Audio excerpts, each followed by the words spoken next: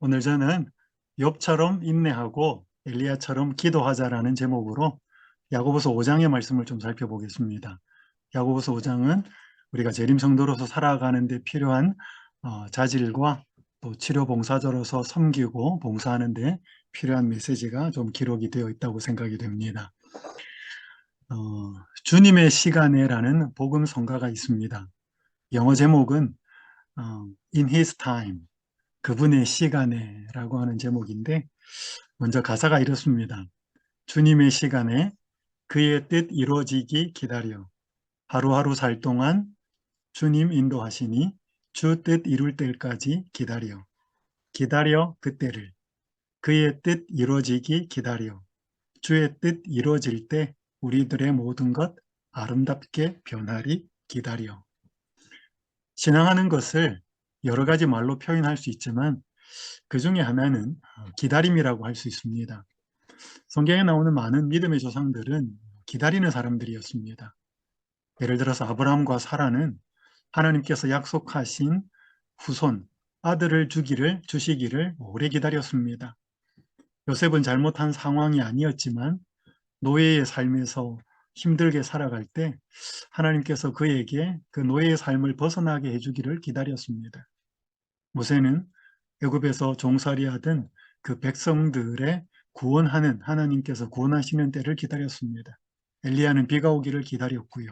경건한 많은 성도들은 초림하시는 예수님을 기다렸습니다. 우리는 재림하시는 예수님을 기다립니다. 또한 매일의 삶 속에서 그분의 뜻이 이루어지기를 기다리며 살지요. 그래서 어떻게 보면 우리는 이 복음성가에 있는 가사처럼 하루하루 살아가는 겁니다. 하루하루 살 때 우리에게는 굉장히 중요한 기다림인데, 먼저 재림신앙과 믿음의 인내, 기다림의 부분을 좀 살펴보도록 하겠습니다. 야고보서 5장 7절에서 11절의 말씀을 제가 먼저 읽도록 하겠습니다. 그러므로 형제들아, 주께서 강림하시기까지 길이 참으라. 보라, 농부가 땅에서 나는 귀한 열매를 바라고 길이 참아 이른 비와 늦은 비를 기다리나니 너희도 길이 참고 마음을 굳건하게 하라. 주의 강림이 가까우니라. 형제들아, 서로 원망하지 말라. 그리하여야 심판을 면하리라. 보라, 심판주가 문 밖에 서 계시니라. 형제들아, 주의 이름으로 말한 선지자들을 고난과 오래 참음의 본으로 삼으라. 보라, 인내하는 자를 우리가 복되다 하나니 너희가 욥의 인내를 들었고 주께서 주신 결말을 보았거니와 주는 가장 자비하시고 긍휼히 여기시는 이시니라. 여기에서 길이 참으라, 길이 참고, 참으라는 인내하라는 말을 굉장히 여러 번 쓰고 있는데요. 여기에 인내해야 될 이유가 세 번이나 주께서 강림하신다, 또 강림이 가깝다, 심판주가 문 밖에 서 계시니라. 예수님의 재림과 관련되어서 참고 인내하는 속성을 연결시키고 있습니다. 여기 강림이라는 단어가 파루시아라는 단어인데, 이 용어는 예수님 당시 그리고 신약 시대에 왕이 행차하는 그 왕의 행차를 표현하는 말이었습니다. 그리고 신약 성경 여러 곳에서는 심판하기 위해서 예수님이 다시 오시는 모습을 묘사할 때 파루시아라는 단어를 썼습니다. 왜 야고보서 5장은 인내를 특별히 종말론적 동기를 가지고 연결을 하고 있을까? 그것은 인내는 예수님의 재림을 기다리는데 성도들에게 굉장히 필요한 요소라고 하는 것이지요. 여기 보시면 어떻게 오래 참고 인내해야 되는가를 비유하기를 농부가 이른 비와 늦은 비를 기다리는 것처럼 너희도 길이 참고 마음을 굳건하게 하라고 말합니다. 요즘 대한민국은 여름에는 굉장히 무더웠고요. 요즘에는 비가 잘 오질 않습니다. 그래서 어떤 도시 지역 같은 데에서는 제한급수를 하고요. 굉장히 힘든 상황 속에 있습니다. 정말로 농부가 작물을 심어 놓고는 하늘에서 비를 기다리지요. 그것처럼 우리가 마지막 때에 주어질 늦은 비 성령을 기다리는 데 있어서 굉장히 중요한 우리의 삶의 자세를 묘사하고 있는데요. 여기 보시면 인내하는 자를 복되다라고 말하면서 한 예를 드는데, 욥의 인내를 들고 있습니다. 이거 뒷부분에 좀 살펴보도록 하겠습니다. 재림 신자에게 인내가 필요한 이유가 참으로 많습니다. 몇 가지만 좀 살펴보면요. 재림 신자로 살아가는 동안에 여러 고난과 시련을 겪기 때문에 인내가 필요하지요. 재림을 비롯한 하나님의 약속이 즉각적으로 성취되지 않고 그분의 때에 이루어지기 때문에 인내가 필요합니다. 점점 더 하나님과 신앙에 관심을 두지 않는 사람들 속에서 올바른 재림 신앙을 지키고 살기 위해서는 인내가 필요합니다. 하나님이 우리를 거룩한 품성으로 빚으시는데 시간이 걸리기 때문에 인내가 필요합니다. 우리의 신앙이 다른 이들에게 본이 될 수 있기 때문에 인내가 필요합니다. 선악의 대쟁투에서 꼭 필요한 자질을 개발하는 데 필요한 중간 단계의 요소이기 때문에 인내가 필요합니다. 이 부분은 좀 뒤에 설명을 다시 드리도록 하겠습니다.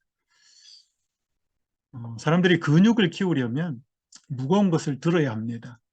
무거운 것을 들지 않으면 멋진 근육이 만들어질 수 없지요. 그럼 인내라는 품성은 어떻게 개발될 수 있을까요? 사람들은 그냥 하나님이 인내라는 품성을 또 속성을 우리에게 주시면 좋겠는데 인내는 그렇게 해서 개발되지 않습니다. 근육을 키우려면 무거운 것을 들어야 하듯이 인내를 기르려면 인내가 요구되는 상황을 통과해야 합니다. 시련 가운데 그 시련의 환경 가운데 우리가 인내할 수 있는 환경 가운데 하나님은 우리를 인도하시죠. 먼저 우리가 인내를 개발하기 위해서는 믿음의 시련을 잘 견뎌야 합니다. 야고보서는 5장으로 되어 있는데 야고보서 1장과 5장은 앞부분과 끝부분에 인내를 이야기하고 있습니다. 야고보서 1장 2절에서 4절에 있는 말씀을 읽겠습니다. 내 형제들아 너희가 여러 가지 시험을 당하거든 온전히 기쁘게 여기라. 이는 너희 믿음의 시련이 인내를 만들어내는 줄을 알미라. 인내를 온전히 이루라. 이는 너희를 온전하고 구비하여 조금도 부족함이 없게 하려 함이라. 여기 보시면 야고보는 그의 서신을 편지를 시작하면서 형제들에게 여러 가지 시험을 당하거든 온전히 기쁘게 여기라고 말합니다. 여러분 시험을 만나면 기쁘게 여길 수 있을까요? 쉽지 않습니다. 그런데 야고보는 시험을 당하거든 온전히 기쁘게 여기라고 하는 이유를 설명하고 있습니다. 그 이유가 뭔가 하면 그 시험이 여기 3절에서는 믿음의 시련이라는 말로 바꿔서 표현했지만 2절에 등장하는 시험이라는 단어와 동일합니다. 시험이 믿음의 시련이 인내를 만들어내는 줄 너희가 알미라. 인내를 만들어내기 때문이라는 것이죠. 또 인내를 온전히 이루라. 인내가 온전하고 구비하여 조금 더 부족함이 없게 하려 함이라. 근육을 키우려면 무거운 어떤 역기나 어떤 기구를 들어야 하듯이 인내를 기르려면 하나님께서는 인내를 기를 수 있는 환경 가운데 시련 가운데 그것을 통과하게 하신다는 것이죠. 사람이 이것을 별로 좋아하지는 않습니다. 시대소망 306쪽에는 이렇게 말씀합니다. 극렬한 시험 하나하나는 그들을 연단시키는 하나님의 대리자이다. 그 시련 하나하나는 그들을 그분의 동력자로서 그들의 사업을 행하기에 적합한 사람으로 만들어준다. 각 투쟁은 의를 위한 큰 전쟁에서 맡은 역할이 있으며 매 시련은 그들의 마지막 승리의 기쁨을 더 크게 해줄 것이다. 이러한 사실을 기억할 때 그들의 믿음과 인내를 시험하는 시련을 두려워하고 피할 것이 아니라 오히려 기쁘게 받아들이게 될 것이다. 여기 극렬한 시험 하나하나, 그 시련 하나하나, 각 투쟁, 매 시련 이런 것들이 우리의 믿음과 인내를 강하게 하는 요소라고 하는 것이지요. 그것을 우리가 온전히 깨달을 때 시련을 기쁘게 받아들일 수 있다는 것이지요. 그러니까 시련에 대한 올바른 해석을 의미합니다. 그래서 아까 말씀드린 것처럼 인내가 우리에게 아름다운 품성의 열매를 맺는데 중간 단계 역할을 한다는 것이죠. 사랑의 품성이 나오고 믿음의 속성이 드러나고 온전한 예수님의 닮은 모습으로 가는 데 있어서 시련이 그걸 만드는 데 있어서 인내가 중간 단계 역할을 하면서 그런 결과물을 만들어낸다는 것이지요. 한 재림 성도의 가정에 참 어려움이 닥쳤습니다. 굉장히 큰 시련이었습니다. 그때 아버지는 장로님이었고요. 그 장로였던 아버지가 어느 날 대학생 아들을 불러놓고 이렇게 말을 했습니다. 저는 이것을 아들에게 들었습니다. 아들아, 이번 힘든 일로 하나님이 우리에게 또 무슨 축복을 주시는지 확인해 보자. 그 시련을 당한 가장이었던 그 장로님 아버지가 함께 힘들어하는 아들에게 이번 힘든 일로 인해서 하나님께서 우리에게 또 무슨 축복을 주시는지 확인해 보자라고 말을 했다고, 아버지가 이런 말을 했다고 그 대학생 아들이 목회를 하는 중에 저에게 해 주었습니다. 제가 그 말을 들었을 때 굉장히 큰 감동이었습니다. 그 아버지께서, 장로님인 아버지가 가정에 닥친 그 큰 힘든 시련을 하나님께서 어떤 축복을 이루어 가시는지, 어떤 그것을 이루어가는 한 과정으로 보면서 견디는 아름다운 모습을 보여준 것을 참 감사하게 생각하고, 그 아들은 그 아버지의 신앙을 이어받아서 지금도 자기 맡은 역할을 신실하게 감당해 주는 그런 사람으로 살고 있습니다. 올바른 태도지요. 여기서 제임스 에머리 화이트가 쓴 이해할 수 없는 하나님 사랑하기라고 하는 책이 있습니다. 이 책에 이런 표현이 있습니다. 내 마음에 온유함이 있다면 그것은 가슴이 찢어지는 경험에서 온 것이다. 내 영혼을 통해 가치 있는 것이 흐르고 있다면 그것은 사막에서 온 것이다. 내 지성에 신뢰할 만한 것이 있다면 그것은 의심의 모루에서 재련된 것이다. 내 행동이 활력 있게 보인다면 그것은 우매함과 연약함에서 온 것이다. 나의 관계에 어떤 깊이가 있다면 그것은 상처를 통해서 온 것이다. 저절로 되는 것은 없다는 것이지요. 이러한 시련을 통해서 잘 견디고 이것들을 받아들이고 이것들을 인내했을 때 아름다운 열매와 결실이 맺었다는 것을 드러내고 있는 표현입니다. 첫 번째, 우리가 인내를 기르기 위해서는 인내가 만들어지도록 하는 그런 과정인 시련을 잘 받아들이고 잘 해석하고 믿음으로 잘 견뎌야 한다는 것을 말하고 있습니다. 두 번째 좀 살펴볼 것은 오늘 욥기가 말하고 이 야고보서가 말하고 있는데, 인내를 잘 하는 사람을 살펴보고 본을 삼을 필요가 있다는 것입니다. 아까도 읽었지만 다시 한번 좀 읽겠습니다. 야고보서 5장 10절 11절, 형제들아 주의 이름으로 말한 선지자들을 고난과 오래 참음에 본으로 삼으라. 보라, 인내하는 자를 우리가 복되다 하나니 너희가 욥의 인내를 들었고 주께서 주신 결말을 보았거니와 주는 가장 자비하시고 긍휼히 여기시는 이시니라. 어떤 환경에서 신실하게 인내로서 견딘 사람들을 자세히 살펴본다면 비슷한 상황을 통과하는 사람들에게 큰 용기를 가져다 주게 됩니다. 선지자들을 고난과 오래 참음의 본으로 삼으라. 많은 사람들이 오래 참았습니다. 노아는 방주를 지으면서 120년을 견뎌야 했고요. 아브라함 아까 말씀드린 것처럼 25년이라는 기간 동안 하나님께서 아들을 주시기를 기다렸습니다. 욥은 몇 년 동안 시련을 당했는지는 잘 알 수 없지만 짧지 않은 기간 동안 그는 굉장한 인내를 시험받았습니다. 여러분, 여기 야고보서 5장 11절에 보면 이 주께서 주신 결말을 보았다고 하면서 주는 가장 자비하시고 긍휼히 여기시는 이라고 표현하고 있는데, 욥을 대하신 하나님이 굉장히 자비하고 긍휼이 많으신 분이라고 생각이 드십니까? 아니면 좀 물음표가 붙으십니까? 오늘 인내하는 사람을 잘 살피는 것이 우리가 인내의 속성을 이루는 하나의 과정인데, 저는 욥의 인내한 모습, 욥의 상황을 좀 살펴보도록 하겠습니다. 어떻게 보면 욥이라기보다는 욥을 다루시고 대하시는 하나님의 모습을 좀 살펴보려고 합니다. 욥기의 내용은 여러 가지로 구성이 되어 있지만 이렇게 간단하게 한 6부분으로 연결되어 있는 것을 보게 됩니다. 욥의 까닭없는 고통을 서론 부분에서는 이야기하고요. 친구들이 찾아와서 욥을 전혀 이해하지 못하면서 그들이 이해한 대로 비난하고 판단합니다. 그러나 그 모든 기간 동안 하나님은 굉장히 오랜 기간 동안 침묵하지요.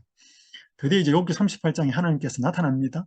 출현하셔서 욥에게 상황을 설명하지 않고 욥이 이해할 수 없는 질문들을 쏟아내십니다.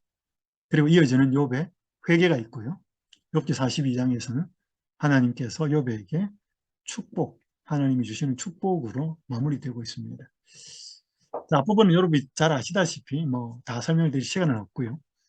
욥기 38장이 이제 드디어 오랜 침묵을 깨고 하나님께서 나타나십니다. 그런데 전혀 욥이 듣고 싶은 말을 하지 않습니다. 욥기 38장 1절에서 6절을 좀 살펴보죠. 그때 여호와께서 폭풍우 가운데서 욥에게 말씀하여 이르시되 무지한 말로 생각을 어둡게 하는 자가 누구냐? 너는 대장부처럼 허리를 묶고 내가 네게 묻는 것을 대답할지니라. 내가 땅에 기초를 놓을 때 네가 어디 있었냐? 네가 깨달아 알았거든 말할지니라. 누가 그것의 도량법을 정하였는지, 누가 그 줄을 그것의 위에 띄웠는지 내가 아느냐? 그것의 주추는 무엇 위에 세웠으며 그 모퉁이 돌을 누가 놓았느냐? 뭐 뒤에 계속 이어집니다. 세상의 창조, 그리고 뭐 바다, 새벽, 그 다음에 뭐 어둠, 눈, 우박, 여러 천연계에서 일어나고 있는 현상들, 동물의 세계. 저희 뭐 누가 적는 걸 살펴보니까 질문이 60가지가 넘었다 그러더라고요. 여러분, 분명히 욥은 듣고 싶은 말이 있었습니다. 왜 자기가 그렇게 고난을 당해야 했는지 이유를 모르는. 근데 하나님께서는 나타나셔서 욥이 전혀 대답할 수 없는 질문들을 계속 쏟아내십니다. 여기 재림교회 성경 주석에서는 이렇게 설명하고 있습니다. 하나님은 즉시로 욥을 변호하지 않으신다. 그분의 거룩한 목적은 논쟁을 해결하는 것이 아니라 당신 자신을 나타내시는 것이다. 그분은 욥이 고통당하는 이유도 설명해 주지 않으신다. 하나님을 분명히 이해하는 것이 거룩한 섭리에 대한 모든 이유를 알려주는 것보다 훨씬 더 중요하다. 하나님께서는 악인들이 왜 번성하며 의인들이 왜 고통을 받는지 설명하지 않는다. 그분은 내세나 현세의 불공평에 대한 미래의 보상에 관하여 아무 말도 하지 않으신다. 하나님께서는 단순히 당신 자신, 곧 당신의 선하심과 권능과 지혜를 나타내시고 이런 계시가 욥의 문제에 대한 해답이 되기를 의도하신다. 하나님의 대답은 욥에게 사실뿐 아니라 하나님을 이해하도록 도와준다. 여러분, 우리의 생각하고 하나님의 생각은 참 다릅니다. 여러분, 우리가 만약에 욥처럼 굉장히 까닭 없이 그런 시련과 고통의 시간을 통과했다면, 하나님이 나타나셔서 뭔가 기도의 응답으로 하나님이 말씀해 주신다면 당연히 우리는 듣고 싶을 게 있을 겁니다. 왜 그렇게 자식이 죽어야 되었는지, 왜 그렇게 자기의 모든 재산들이 몰수가 되고 망하게 되었는지, 왜 친구들은 그렇게 말하는지, 뭔가 굉장히 욥은 듣고 싶은 말이 많았을 것인데, 욥에게 나타나신 하나님은 그런 궁금해하는 부분에 대하여, 고통당하는 이유에 대하여 설명해 주지 않으셨습니다. 그 대신 하나님 자신을 나타내셨습니다. 하나님의 선하심, 하나님의 능력, 하나님의 지혜, 하나님이 온 피조물들을 어떻게 주관하고 계시는지 그런 부분을 나타내셨다는 거죠. 굉장히 이해하기 쉽지 않습니다. 그런데 문제는 욥이 이게 답이 됐다는 것입니다. 여기 욥기 42장 1절에서 6절을 보면 욥이 여호와께 대답하여 이르되 주께서는 못하실 일이 없사오며 무슨 계획이든지 못 이루실 것이 없는 줄 아오니 무지한 말로 이치를 가리는 자가 누구이니까. 나는 깨닫지도 못한 일을 말하였고 스스로 알 수도 없고 헤아리기도 어려운 일을 말하였나이다. 욥이 고난 중에, 고통 중에 친구들의 이해를 받지 못하고 그들의 논리대로 말할 때 욥이 여러 말을 했습니다. 그 중에 욥이 이해하는 말도 있었고 그냥 답답해서 제대로 깨닫지 못하고 잘못되게 말한 말도 있었습니다. 그걸 이야기하면서 내가 말하겠사오니 주는 들으시고 내가 주께 묻겠사오니 주의 내게 알게 하옵소서. 내가 주께 대하여 귀로 듣기만 하였사오나 이제는 눈으로 주를 배움나이다. 그러므로 내가 스스로 거두어 드리고 티끌과 제 가운데에서 회개하나이다. 여러분, 하나님의 이 대답하는 모습이 효과가 나타납니다. 욥은 자기가 얼마나 무지하고 하나님이 얼마나 전능하고 대단하신 분이신지를 좀 깨닫게 됩니다. 그러면서 자기가 깨닫지 못한 상황에서 이러저러한 말을 했던 것을 회개합니다. 전에는 귀로 듣기만 했지만 이제는 눈으로 배움나이다 라고 하나님에 대한 이해를 더 선명하게 했다는 것을 고백합니다. 그럼 제가 연수원에 있으면 많은 분들이 이제 전화를 해서 신앙의 이런저런 모습들을 면들을 물어봅니다. 물론 제가 최선을 다해서 제가 알고 있는 한에서 답을 하려고 합니다. 그 말을 제가 드린 다음에는 꼭 제가 시대의 소망을 처음부터 끝까지 잘 한번 읽어주시기를 부탁을 드립니다. 왜냐하면 신앙에 많은 여러저러 생기는 질문들이 예수님을 어느 정도 알고 나면 그게 더 이상 의문이 되지 않게 됩니다. 혹 그것에 대하여 질문이 남아있더라 하더라도 그것이 사람들을 힘들게 만드는 그런 실연의 어떤 질문들은 되지 않습니다. 저는 학교 다닐 때 영어 공부할 때 제가 공부하는 문법 책 중에 두 가지가 있었습니다. 하나는 이제 성문 시리즈라고 해서 성문 기본, 성문 종합 이런 게 있었고요. 하나는 뭐 맨투맨 시리즈가 있었습니다. 그 맨투맨 시리즈를 영어를 공부하다 보면 문법 책인데 밑에 무슨 말들이 이렇게 팁이 적혀 있는가 하면 이렇게 하다가 공부를 하다가 영어 문법의 어떤 부분들을 모른다고 해서 막 그걸 알려고 하지 말고 전체적으로 이 문법책을 두 번, 세 번 처음부터 끝까지를 계속 읽다 보면 자연적으로 많은 질문들이 풀립니다. 뭐 그런 내용이 적혀 있었습니다. 실제로 그래요. 더 많은 문법적인 지식을 알고 보면 문법적인 지식이 일부였을 때 이해하지 못했던 궁금했던 질문들이 다 사라지는 것을 경험을 했습니다. 신앙에도 마찬가지죠. 우리에게 굉장히 사소한 혹은 여러 가지 뭐 이런 저런 질문들이 생기는데 하나님과 예수님에 대한 그분이 어떤 분이라고 하는 지식이 올바로 서게 되면 많은 부분이 문제가 풀린다는 것이지요. 저는 왜 하나님께서 욥에게 이만저만해서 이런 일이 생겨서 사탄이 찾아와서 이렇게 저렇게 해서 너가 그렇게 고난과 시련을 겪을 수밖에 없었다라고 답을 해주지 않았을까? 저는 이게 우리에게 오늘 주는 굉장한 메시지가 있다고 생각이 됩니다. 만약에 욥한테 하나님이 자초지정을 다 설명해 주셨더라면 우리가 시련 당할 때 기도할 때 하나님 우리한테도 다 설명해 주셔야 됩니다. 만약 욥한테 설명해 주셨는데 우리한테 설명해 주지 않으셨다면 우리는 하나님한테 따질지도 모릅니다. 하나님 차별하십니까? 욥한테는 설명해 주시고 왜 우리한테는 설명 안 해 주십니까? 저에게는 설명 안 해 주십니까? 라고 물을 수 있겠지요. 그러니까 욥한테 그 고난당하는 이유를 설명하지 않으셨다는 것은 하나님께서는 우리에게 설명하지 않을 수 있다는 것입니다. 그 대신 자꾸 자신을 드러내는 거죠. 그래서 더 성경으로 돌아가야 되고 더 영적이 되어야 한다는 것입니다. 그럼 언제 설명해 주실까? 여기 지로봉사 474페이지 이런 말씀이 있습니다. 장차의 생애에서는 이 땅에서 우리를 괴롭게 하고 실망케 했던 신비들이 밝혀질 것이다. 우리는 응답을 받지 못했던 것으로 보였던 우리의 기도와 좌절당했던 희망이 우리에게 가장 큰 축복이었다는 것을 알게 될 것이다. 여러분 우리가 이 땅에 살아가면서 겪는 고난과 시련에 대한 그 원인, 이유 이런 거 알 수도 있겠지만 모르는 것들이 태반입니다. 그럼 언제 아는가?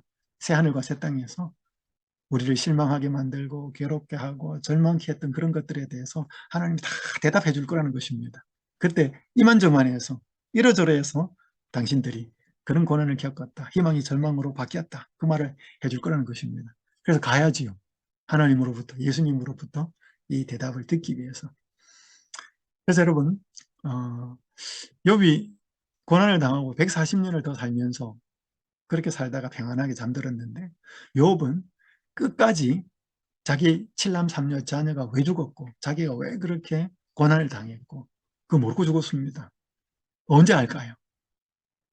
욥이 부활 후에 새하늘과 새 땅에서 살 때에 하나님께서는 욥에게 그 사탄과 있었던 선악의 된 틀을 다 이야기해 줄 것입니다. 그래서 여러분 우리가 오늘 이게 인내라는 거죠. 오늘 우리가 이유를 다 알지 못하지만 하나님께서 자신을 드러내면서 우리에게 해답을 주시고 정작 우리에게 꼭 들어야 하고 필요한 것들은 새하늘과 새 땅에서 말씀해 주시겠다는 것입니다. 이 땅에서 우리가 고난당하고 시련당하는 것에 대한 답을 찾고 이유를 찾는 것보다 더 중요한 것은 오늘 우리가 하나님이 어떤 분이고 그분이 누구인지를 온전히 알고 신앙하는 것이 더 중요하다는 것이죠. 우리는 그걸 통해서 욥의 인내를 통해서 배우는 교훈이고요. 그 욥을 대하신 하나님은 정말로 자비롭고 긍휼이 풍성하신 하나님이라는 것을 깨닫게 됩니다. 우리를 인도하시는 분도 그렇겠죠. 제가 한 학원교회에서 목회할 때였습니다. 뭐 이 자세한 상황을 설명드릴 수 없고 한 교인으로 인해서 굉장히 힘들었습니다. 시간도 많이 빼앗겼고 돈도 썼고 그랬는데 자신이 일이 잘 안 되면 술을 먹고 전화를 해서 땡깡 부리고 뭐 정말 힘들게 했습니다. 한번 식당에서 목회자들과 회의를 하고 밥을 먹고 있는데 또 그 사람이 전화를 해가지고 얼마나 힘들게 하는지 저도 모르게 이제 뚜껑이 열려가지고 고함을 질렀습니다. 그 식당에서 얼마나 부끄럽고 초라했던지요. 그때 막국수를 먹고 있었는데 막국수가 코로 들어가는지 입으로 들어가는지도 몰랐습니다. 식당을 나와가지고 사무실에 들어갔는데 굉장히 마음이 힘들고 불편했습니다. 그 한 주일 내내 힘들었습니다. 하나님 왜 저에게 이런 상황을 자꾸 만나게 하십니까? 뭐 그런 것도 있었고요. 그러다가 제가 어느 날 새벽에 시대소망을 읽는데 이 말씀을 읽으면서 제가 완전히 무너졌고 회개했습니다. 시대소망 541, 542페이지에 있는 말씀입니다. 그분의 생애는 핍박과 모욕의 일생이었다. 인간의 재난에 동정하고 병든 자를 고치고 눈먼 자를 보게 하고 귀머거리를 듣게 하고 벙어리를 말할 수 있게 하고 배고픈 자를 먹이고 슬퍼하는 자를 위로하신 그분은 당신이 구원하려고 힘쓰신 그 백성에게 내쫓기셨다. 제가 그 일이 있고 난 다음에 성경을 봐도 성경이 잘 눈에 들어오지 않고 기도돼도 기도가 잘 되지 않는 상황 속에서 아침에 이 말씀, 새벽에 이 말씀을 보는데 예수님의 생애가 핍박과 모욕의 일생이었고 많은 사람들을 고치고 치료하고 회복시키고 그렇게 해주었는데 돌아오는 것은 배신이었다는 거죠. 내쫓겼다는 것입니다. 제가 이 말씀을 읽는데 굉장히 가슴이 막혔습니다. 하나님, 제가 그 친구를 위해서 시간을 보내고 돈을 쓰고 뭐 어떻게 했다고 해서 저는 굉장히 이런 대접은 안 받아야 된다고 생각했는데 제가 따르고 있는 예수님은 그보다 더 놀랍고 많은 축복을 베푸셨지만 돌아온 것은 배신이었고 내어 쫓김을 당하신 것이군요. 제가 이 예수님을 따르는데 제가 뭐라고 제가 그 했던 모습이 굉장히 초라했습니다. 그래서 그 형제에게 제가 다시 전화를 해서 진지하게 사과를 했던 적이 있었습니다. 여러분, 그 친구가 제 옆에서 없어졌거나 그 친구의 관계에 있어서 달라진 건 없었습니다. 그런데 제가 모욕당하고 고난당하신 예수님에 대하여 좀 더 선명하게 알았을 때 저에 대한 문제는 풀렸다는 거죠. 제가 힘들어했던 그 태도가 잘못되었다는 것을 깨달은 것이지요. 그 친구와의 관계가 올바로 되어서 문제가 해결된 것은 아니었습니다. 우리가 겪는 많은 부분이 예수님과 하나님에 대한 올바른 이해와 지식과 지혜가 생기면 많은 우리가 힘들어하는 시련은 해결이 된다는 것을 저는 많이 겪었습니다.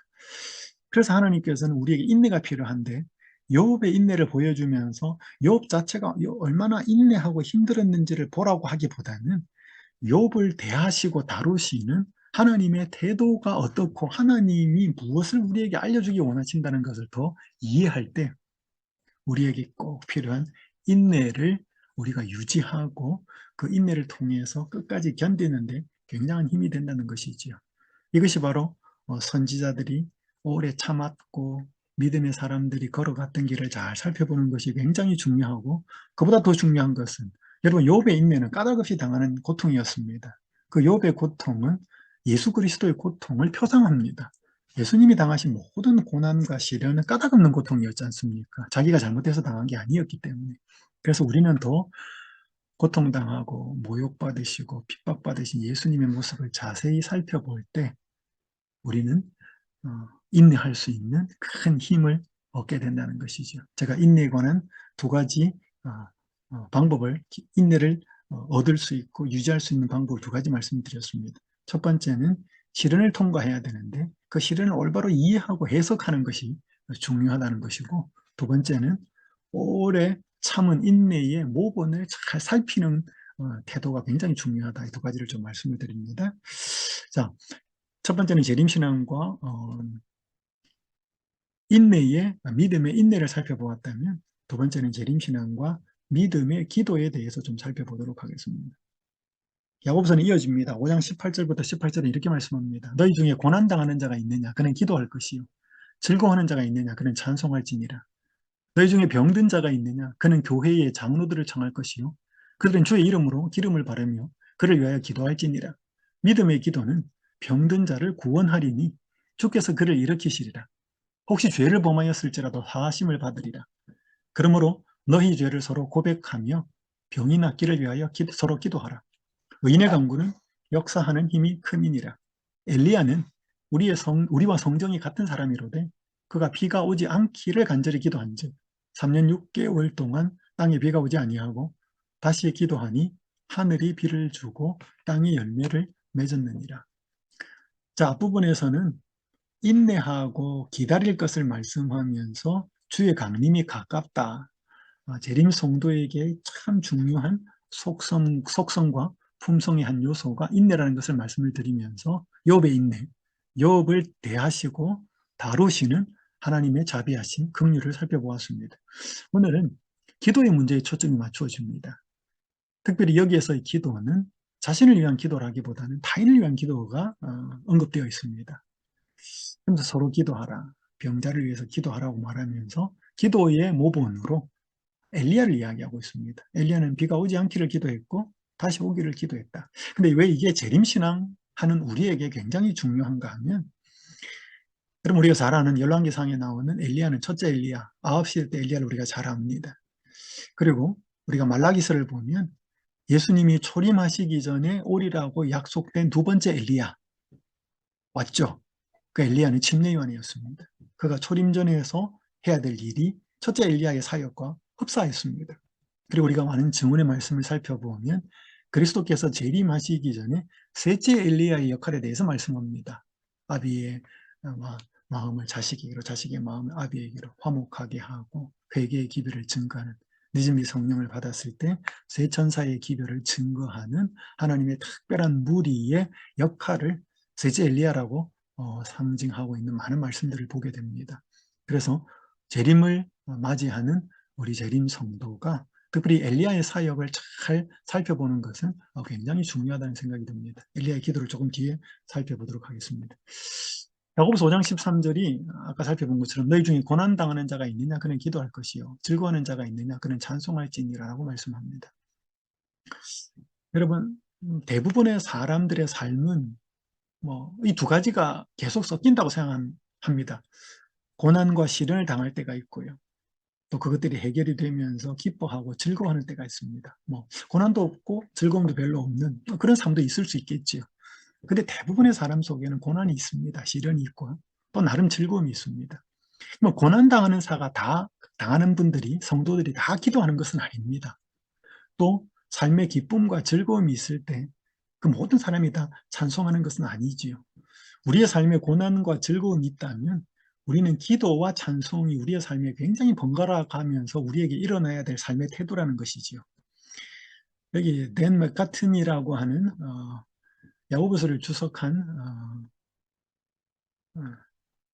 이 주석가는 이렇게 말합니다. 기도는 고난 중에 하나님께 나아가는 길이고 찬송은 기쁨 중에 하나님께 영광 돌리는 반응이다.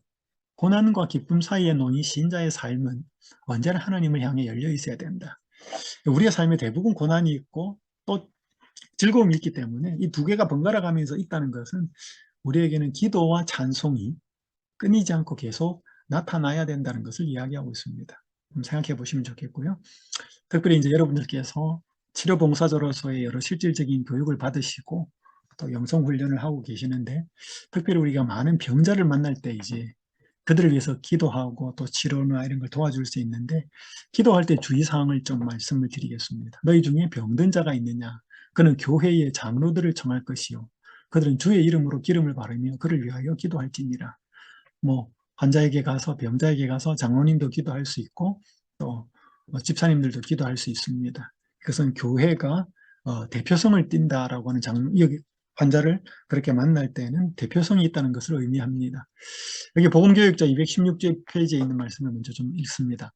사람들에게 건강을 해치는 악한 습관을 버리라고 가르치지 아니하고 다만 하나님께서는 그들의 병을 고치는 분이시므로 하나님을 바라보라고 가르치는 것은 헛수고이다. 자기의 기도가 들으시는 바 되고 하나님의 축복을 받으려면 악한 행실을 끊어버리고 선을 행하도록 힘써야 한다. 또 그의 주위 환경을 청결하게 하고 생활 습관도 고쳐야 한다.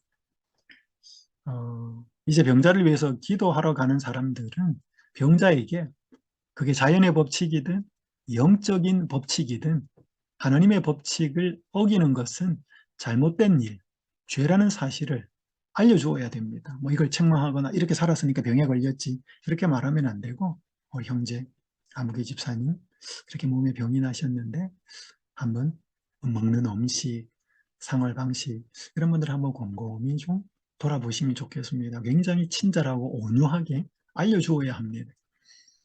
또 이렇게 말씀합니다. 건강을 회복하기 위하여 기도하여 주기를 바라는 자에게는 자연의 법칙이든 또는 영적인 법칙이든 간에 하나님의 법칙을 어기는 것은 죄악인 것과 또 하나님의 축복을 받으려면 죄를 고백하고 이를 버려야 할 것을 밝히 말해 주어야 한다. 그러나 굉장히 친절하게 온유하게 사랑으로 말해 주어야 하는 것은 분명합니다.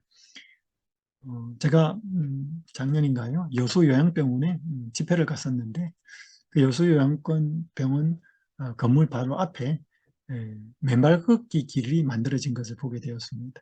여기에 한 환우로 왔던 분이 병이 낫고 자신의 어떤 재정을 이렇게 헌신하면서 만들어졌는데 깔끔하게 만들어져 있었습니다. 근데 이 황토길의 이름이 다 낫길이었습니다. 여기 오는 환우들이 치료를 잘 받고 또 법칙들을 잘 적용해서 가진 병들이 다 낫기를 바랍니다라고 하는 그런 이름으로 지어진 것 같았습니다. 출애굽기서 120쪽에 이런 말씀이 있습니다. 병자의 마음이 구주께 인도될 때 그리스도의 평안이 그의 마음을 채우게 된다. 그리하여 주어지는 영적 건강이 육신의 건강을 회복시키는 일에 있어서 하나님의 도우시는 손으로 사용된다. 여기 보시면 환자가 어떤 병에 걸렸든지 먼저 예수님께 그들이 인도되어야 한다고 말하고 있고 그 다음에 그렇게 될 때 그 병에 상관없이 자신을 정말 전적으로 하나님께 드린다면 그리스도의 평안이 그의 마음을 채우게 된다는 것이죠. 그때 영적 건강을 회복하게 되고 하나님과의 관계가 회복되면 그 영적 건강이 육신의 건강을 회복시키는 일에 있어서 하나님의 도우시는 손으로 사용된다는 것이죠. 많은 한우들은 병자들은 먼저 육신의 병이 고쳐지면 하나님께 더 헌신하고 신앙생활 제대로 하겠다 그런 말들을 하실 수 있는데 증언의 말씀은 어떤 병에 걸렸든지 상관없이 먼저 예수님 앞에 나아가서 자신의 죄됨을 고백하고 하나님과의 관계를 회복하여서 마음에 이르러오는 평안 그리고 영적 건강이 몸의 건강을 도우시는 도구, 손이 된다는 사실을 분명히 말씀하고 있기 때문에 우리가 이 사실을 환자들을 대할 때마다 알려주어야 한다는 것이죠. 우리는 기도해야 합니다. 여기 16년간 개인 병원을 운영했던 한 의사가 암에 걸립니다. 그러면서 다시금 하나님과의 관계를 신실하게 돌아보며 건강치료 또 천연치료를 하면서 살아가고 있는 삶을 살고 있는데 그녀가 이런 간증을 했습니다. 하나님께서는 때때로 우리가 이해하지 못하는 방법으로 축복을 주신다. 그분은 우리가 필요로 하는 것을 적절하게 주신다. 암도 나에게는 예쁘지 않은 포장지처럼 보였지만 알고 보니 그 속에 하나님이 주시고자 하는 선물이 있었다. 하나님께서 가랑비처럼 은혜와 사랑을 촉촉하게 채워주셨다. 지금의 내 신앙은 불같이 강렬하지는 않지만 흔들리지 않는 평온함이 있다. 아까 그 주로봉사에서 주신 말씀처럼 먼저 그리스도께 나아갈 때 주시는 그리스도의 평안이 있다는 것이죠.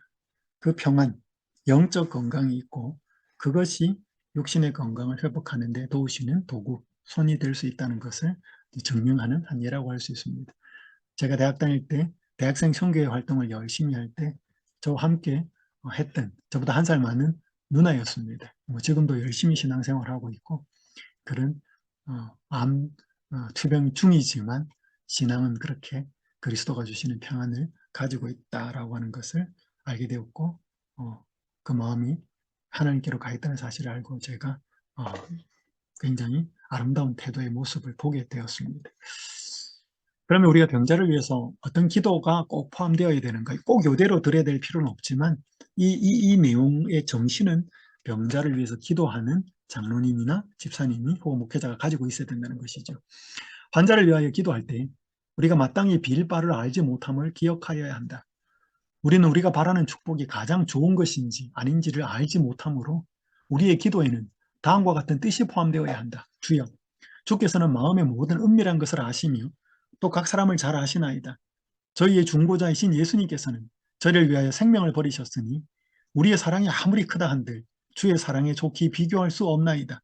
그러므로 이것이 당신께 영광이 되며 또 병자에게 유익한 일일진데 예수의 이름으로 저희의 건강을 회복시켜 주옵소서. 그러나 만일 저희가 고침을 받는 것이 주의 뜻이 아니라니 당신의 은혜가 저희를 위로하고 또 저희와 함께 계셔 그 괴로움 중에서 도와주시기를 비나이다. 여러분, 여기 앞부분에 하나님께 영광이 된다면, 이 병자에게 또 축복이 된다면 예수님의 이름으로 건강을 회복시켜 주십시오 라고 기도하는 것은 어렵지 않습니다. 환자가 바라는 바이고요. 그런데 만일 저희가 고침을 받는 것이 주의 뜻이 아니라면 이 기도를 하기는 솔직히 쉽지 않습니다. 그러나 뭐 이렇게 기도할 수는 있겠죠. 혹 이 환자가 간절히 기도하지만 혹 바람대로 되지 않는 모습이 보일지라도 하나님, 이 자매를, 이 형제를 위로하시고 함께 계셔서 그 마음의 괴로움, 고통 중에 하나님의 주시는 평안이 함께 해주시기를 기도합니다. 어쨌든 이 정신이 포함되어 있어야 된다는 것이죠. 그럼 우리가 꼭 병이 낫는 것이 반드시 그 사람에게 축복이 되는 것만은 아닌 것은 많은 환자들의 병 낫고 난 태도의 모습을 보면서 할 수 있습니다. 히스기야 같은 경우, 여기 먼저 조지 버나드 쇼에 있는 말을 좀 읽죠. 인생에는 두 가지 비극이 있는데 원하는 것을 얻지 못하는 것과 원하는 것을 얻는 것, 그 두 가지다. 언뜻 이해가 잘 안 됩니다. 원하는 것을 얻지 못할 때는 인생이 비극 같은데 원하는 것을 얻었을 때도 인생은 비극이 될 수 있다는 것이지요. 우리가 한 예로 여러분, 병에 걸린 히스기야가 정말로 간절히 기도하지요. 이사야서에 보면 핫같이 제비같이. 그래서 그가 15년을 더 살게 되었습니다. 그런데 그것이 그의 인생과 그가 통치하던 나라 남방유다에게 득이 되었는지 실이 되었는지는 좀 제대로 살펴볼 필요가 있습니다. 바벨론 사절단들이 왔을 때 그가 어떻게 한 거를 여러분이 성경을 통해서 잘 아십니다. 그 히스기야가 기도응답으로 더 살게 된 것, 그것은 별로 축복이 아니었습니다. 그랬기 때문에 이것을 우리가 다 환자에게 말을 하기는 어렵지만 돕는 사람으로서는 이 사실까지 이해하고 알고 우리는 올바로 기도를 해 주고 그를 신앙 안으로 먼저 인도해야 된다는 것이죠. 우리가 잘 아는 예수님의 이 겟세마네의 기도의 모본을 우리가 매 기도마다 실천해야 한다고 생각합니다. 먼저 이 앞부분에 조금 나아가서 얼굴을 땅에 대시고 엎드려 기도하여 이르시되 내 아버지여 만일 할만하시거든 이 잔을 내게서 지나가게 하옵소서. 이 말은 우리의 원대로 기도하는 것이 잘못된 것은 아니라고 생각됩니다. 그러나 그것이 인간의 욕심에서 나올 수 있는 기도가 분명히 포함되어 있기 때문에 여기에서만 끝나면 되지 않고 반드시 예수님의 기도처럼 뒷부분도 해야 된다는 거죠. 그러나 나의 원대로 마옵시고 아버지의 원대로 하옵소서라고 하는 이 기도가 반드시 들어가야 우리는 믿음의 기도라고 할 수 있습니다. 자, 엘리야의 기도를 좀 더 살펴보죠. 엘리야는 비가 오지 않기를 기도했습니다. 그래서 비가 오지 않죠. 여러분, 이 기도를 드린 목적이 뭐였을까요? 왜 비가 오지 않게 해달라고 기도를 드렸을까요? 전 두 가지 살펴볼 수 있습니다. 첫 번째는 그 당시 우상 숭배에 빠져있던 북방 이스라엘의 사람들은 비를 바알이 준다고 생각했습니다. 그럼 당연히 비가 오지 않으면 그들은 바알에게를 찾겠죠. 그 갈멜산에 있었던 그 대쟁투처럼 백성들도 바알에게 간절히 비를 요구했을 것입니다. 그런데 만약에 비가 온다면 당연히 비를 주는 사람은 신은 바알이 되겠죠. 근데 계속 비가 오지 않으면 바알이 비를 주는 신이 아니라는 것이 드러나는 것이죠. 그리고 하나님께 기도했을 때 비가 온다면 하나님이 비를 주시는 분, 즉 하나님이 어떤 분이신지를 드러내고 하나님이 그들에게 축복의 통로가 되는 분이신 것을 알려주기 위한 기도가 비가 오지 않기를 기도한 엘리야의 기도에 포함되어 있다는 것입니다. 첫 번째는 하나님의 영광, 하나님의 하나님 되심을 나타내기를 위한 기도였다는 것이죠. 두 번째는 백성들의 회개였습니다.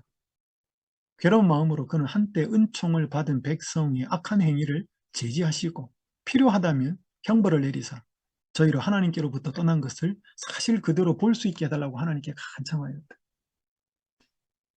말 그대로 그들의 죄 때문에 하나님께서 축복의 통로를 닫으셨다라고 하는 것, 필요하다면 형벌을 내려서 그들이 고통과 고난 중에 하나님께로 회개하고 돌아오기를 바라는 목적이 엘리야가 비가 오지 않기를 기도한 그 기도에 포함이 되어 있다는 것입니다. 하나님의 영광, 하나님의 품성이 드러나고 백성의 회개와 돌이킴이 포함된 기도라는 것이죠. 이제 그게 이루어집니다. 그들이 회개했을 때 기도하지요. 다시 기도합니다. 이제는 비가 오기를 기도하지요. 여러분, 엘리야가 어떻게 기도했는지를 잘 압니다. 큰 빗소리가 있나이다. 7번까지 다시 가라. 비에 막히지 아니하도록 마차를 갖추고 내려가라 라고 하는 이 모든 표현들과 고백들은 뭔가 비가 오겠다는 것을 하나님으로부터 들었기 때문이 아니고 믿음의 고백이었습니다. 여기 열왕기상 8장 35절에 36절을 보면 솔로몬이 드렸던 기도를 우리가 잘 알고 있습니다. 하늘이 닫히고 비가 없어서 죽게 벌을 받을 때 그들이 죄에서 떠나면 하나님께서 비를 내려달라는 그 간절한 기도를 드렸던 그 기도를 기억하고 있었지요. 그래서 이스라엘 백성들은 갈멜산의 그때의 사건 이후로 회개했습니다. 하나님의 약속에 근거한 하나님의 말씀, 뜻이 성취되기를 위한 기도였습니다. 이 엘리야의 비가 오지를 않기를 기도한 내용과 비가 오기를 기도한 이 모든 것에는 자기의 유익과 이익을 위해서는 단 하나의 요소도 들어가지 않고 하나님의 영광과 하나님의 약속이 성취되기를 바라고 하나님의 백성이 회개하고 돌아오기를 위한 기도였다는 것이죠. 우리가 첫째 엘리야, 둘째 엘리야, 침례 요한의 삶, 그리고 마지막 재림전에 있을 셋째 엘리야의 모습을 보면서 우리의 기도가 특별히 사역자로서 또 치료봉사자의 어떤 섬김의 사역을 할 때 어떤 기도를 드려야 될지를 한번 살펴볼 필요가 있습니다. 저는 한 사람의 기도를 예를 들고 오늘 이 시간을 마무리하겠습니다. 최근에 시조사에서 번역된 하나님이 더 세다라고 하는 책, 우리 교회 지난 편집장인 우리 김효준 목사님이 번역한 책인데 굉장히 기도에 관한 책으로 꼭 여러분이 한번 읽어보기를 추천을 드립니다. 혹은 미국에 계신 분들이 이 책을 한글로 구하기가 쉽지 않으시면 또 구하실 수도 있겠죠. 이 책 영어 제목은 In the Spirit and the Power. 이 베이블 고야 목사님이 쓴 책입니다. 루마니아 분이죠. 제가 미국에 유학 중에 한 집회를 갔을 때 이 베이블 고야 목사님이 강사로 오셨고 제가 좀 함께 이렇게 교제를 한 적이 있는데 굉장히 신앙적이고 훌륭한 목회자입니다. 이 책을 한번 읽어보기를 추천을 드리고요.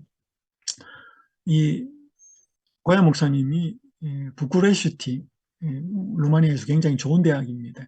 그 대학에서 학교를 다니고 있을 때 공산정부죠. 근데 안식일 토요일마다 계속 수업이 있었습니다. 이 수업을 불참을 했더니 학교에서 토요일 수업, 안식일 수업, 토요일 수업을 참석하지 않으면 퇴학을 시키겠다고 최후 통보를 해왔습니다. 굉장히 스트레스를 받지요. 학교 이야기도 해보고 금식 기도도 하고 아무리 기도해도 하나님의 응답이 없었습니다. 그래서 답답한 중에 아버지에게 전화를 합니다. 그때 아버지가 아들에게 해준 대답이 이러하였습니다. 이 책에 이렇게 되어 있습니다. 하나님이 너의 학교 생활과 미래를 보장해 주셨으면 좋겠지? 하지만 우주의 중심은 내가 아니라 예수님이야. 이렇게 기도해라. 주님, 제가 계속 학교에 다닐 수 있게 해주시면 좋겠습니다. 그러나 주님께 영광이 되는 길로 저를 이끌어 주세요. 학교에 남는 것이 주님을 섬기는 일이라면 계속 학교에서 주님의 빛이 되게 해주시고 그게 아니라면 저를 데려다가 어디든지 주님이 섬길 곳으로 인도해 주세요. 라고 말이에요.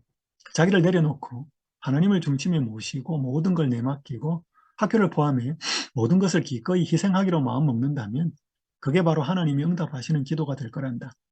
기도하는 방식을 바꾸면 능력을 체험하게 될 거야. 뭐든지 얻으려고 하면 잃어버리지만 뭐든지 그분께 굴복하고 내려놓고 내맡기면 그게 바로 얻는 거란다. 이게 바로 하나님이 너를 보호하고 보존하고 사용하시고 복을 주시는 방식이야. 아버지가 굉장히 믿음 있는 장로님이었습니다. 기도하는 방식을 바꾸라고 말합니다. 그러니까 우리 대부분은 자기가 원하는 바를 다 이렇게 생각을 하고 그걸 이루어달라고 기도하는데 그것까지 내어놓으라는 거죠. 그러니까 너가 학교에 있든지 학교를 떠나든지 그거는 네가 결정할 일이 아니라는 거죠. 아들이 이 말을 듣고 생각을 하면서 아버지의 말대로 기도를 바꿉니다. 이렇게 기도합니다. 주님, 제가 이런 기도하기 싫어한다는 걸 주님은 알고 계시지요. 교육의 기회를 잃거나 미래를 망치고 싶지 않은 제 마음도 아시고요. 하지만 정말로 제가 학교에 다니지 말아야 한다고 생각하신다면 그래요. 주님께서 원하시는 대로 하셔도 좋습니다. 주님은 제 마음을 아시지요. 죄송합니다. 주님께서 높임받고 영광 받으시기를 바랍니다. 제가 그 무엇보다 주님을 찾게 해주세요. 제 뜻이 아니라 주님의 뜻이 이루어지게 해주세요. 다른 어떤 것보다 주님과 연결된 사람이 되고 싶습니다. 이 이후로 그 아버지의 말을 듣고 이제 이건 고야 목사님인데 목사님 되기 전의 일이니까 이 고야 청년은 자기의 뜻, 자기가 학교에 계속 있어야 된다는 그걸 내려놓고 그게 응답되기를 바라는 것이 아니고 있든지 떠나든지 하나님의 뜻이 이루어지게 해달라고 간절히 기도를 합니다. 이 기도 쉽지 않았습니다. 근데 마음의 평안이 찾아옵니다. 그리고 이제 학교가 말한 최후 통첩인 그 기간의 마지막 날 금요일에 학교를 갑니다. 이제는 더 이상 이 학교를 못 다닐 수도 있겠구나라는 생각을 하고 갑니다. 그렇게 금요일에 학교를 갔더니 학교 비서가 한 직원이 부릅니다. 막 흥분이 되어서 부르죠. 혹시 정부에 아는 사람이 있느냐고. 아무도 없다고 그러니까 자기가 이 대학에서 21년을 근무했지만 이런 일은 단 한 번도 없었다고 말하면서 이렇게 말합니다. 오늘 아침 그 차우세스크 루마니아 대통령이었습니다. 독재자였죠. 차우세스크 대통령이 TV에서 연설을 했다는 것입니다. 나라의 경제 사정이 너무 좋지 않아서 에너지를 절약하기 위해서 전국에 있는 모든 학교의 토요일 수업을 중단한다고, 그것이 바로 내일부터 시행이 된다라고 TV 연설을 했다는 것입니다. 아멘. 놀라운 결과. 이 책에는 그런 기도 응답들이 굉장히 많습니다. 한번 여러분들이 꼭 읽어보신다면, 제가 이 책을 읽으면서 제 기도를 진지하게 돌아봤습니다. 난 내 기도를 어떻게 드리고 있지? 보면서 굉장히 좀 찔렸고, 제 기도의 모습을 돌아보면서 고치는 어떤 그 모습을 발견하게 되었습니다. 어쨌든 이 마지막 재림 신앙을 하는 성도, 이 엘리야의 기도에 나타나 있는 것처럼 그가 비가 오게 해달라고 기도했든 비가 오지 않게 해달라고 기도했든 그 모든 것은 하나님의 영광과 백성의 회개하고 돌이키는 구원을 위해서 기도했고 하나님의 뜻이 이루어지는 기도였습니다. 이 고야 목사님도 그런 기도를 통해서 기도가 바뀌고 그랬기 때문에 많은 기도를 체험하는 것을 이 책에서 보실 수 있습니다. 자, 이제 마지막 야고보는 이 책으로 이렇게 이 군장으로 끝납니다. 내 형제들아, 너희 중에 미혹되어 진리를 떠난 자를 누가 돌아서게 하면 너희가 알 것은 죄인을 미혹된 길에서 돌아서게 하는 자가 그의 영혼을 사망해서 구원할 것이며 허다한 죄를 덮을 것입니다. 여러분, 야고보는 굉장히 행함을 강조합니다. 그러나 행함이 목적이 아니고 참된 믿음에서는 반드시 참된 행함이 나타난다는 것을 통해서 참된 행함이 아니라면 참된 믿음이 아니니 믿음을 점검할 것을 말하고 있습니다. 그러면서 우리가 참된 행함과 참된 믿음으로 살아야 되는 그 결론이 뭐냐 하면 사람들을 진리에서 떠난 사람들, 진리를 알지 못하는 사람들 예수님께로 돌아오게 하는 일을 위해서 그렇게 해야 한다라고 말하면서 야고보서는 끝을 냅니다. 오늘 저는 재림신앙을 하는 우리가 어떤 인내의 삶을 살아야 하고 어떤 기도를 드리며 살아야 하는지, 특별히 치료봉사자로서의 병자들을 위해서 어떻게 기도하고 그들을 도와주어야 되는지를 좀 포함시켜서 욥처럼 인내하고 엘리야처럼 기도하자는 말씀으로 말씀을 전가하였습니다. 오늘 주신 하나님의 말씀들이 우리의 삶에 처한 곳에서 적절하게 우리의 것이 꼭 될 수 있기를 바라면서 말씀을 마치도록 하겠습니다.